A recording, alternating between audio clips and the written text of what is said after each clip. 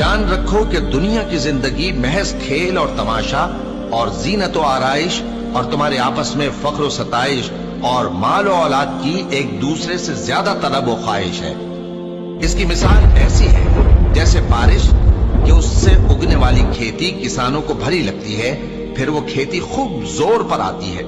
پھر اے دیکھنے والے تو اس کو دیکھتا ہے کہ پک کر زرد پڑ جاتی ہے، پھر چورا چورا ہو جاتی ہے۔